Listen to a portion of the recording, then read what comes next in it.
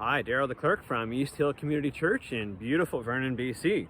We're up here on Middleton Mountain, where no doubt some of you have enjoyed walks over the years on the vast expanse up here, where you get a 365-degree view of the valley. In behind us here is Coldstream and Cow Lake, and a magnificent view to the south, and gradually we'll turn to the east with the rising sun.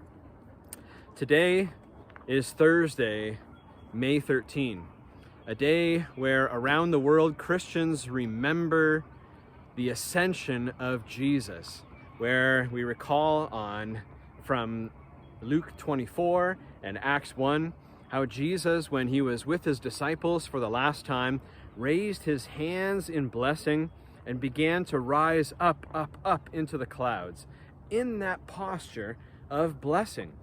And there he remains in that posture of blessing, not aloof and disconnected from his world, but with his eye on the world, with a perspective on the kinds of things that we are up to, like going to school behind me and going to work, where you can hear the sounds of some construction or school buses, see kids on their way to school. And so Jesus has his eye on us in these moments. And that's such good news for us today, because maybe, like me, we need that perspective on a day like this. Maybe you are sick and tired of the arguments back and forth for COVID and the regulations and so on. Maybe you are sick and tired or up to your eyeballs with headaches at work or in family life. Maybe you got the heartache of illness in your life, or injustices that you are involved in correcting. Maybe you've got just a spirit that's especially down in spite of the springtime and our ability to get out more these days. Well, what does Jesus' ascension mean for us?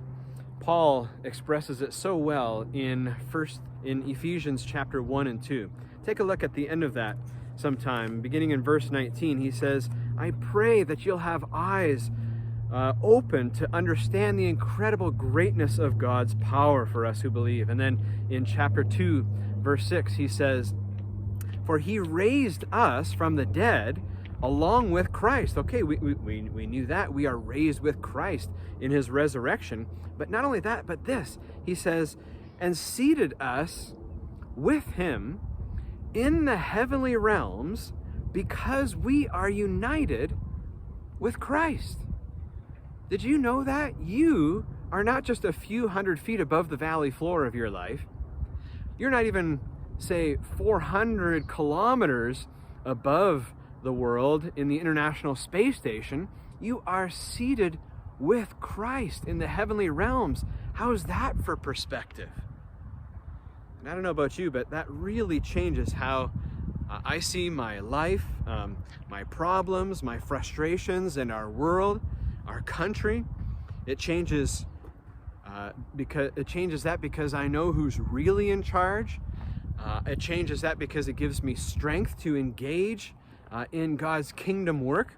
It gives me an ability and a joy to be able to do this encouragement for you.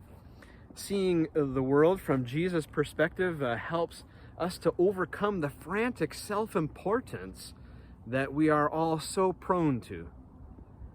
It gives me freedom to love God, to love others, to love myself as God has created me, and to have a confidence then in life. Perspective, the perspective of being seated with Christ in the heavenly realms, gives us all this and more, dear friends.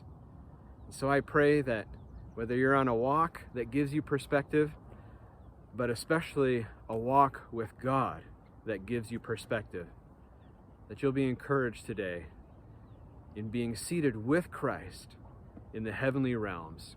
Ephesians 2, verse 6.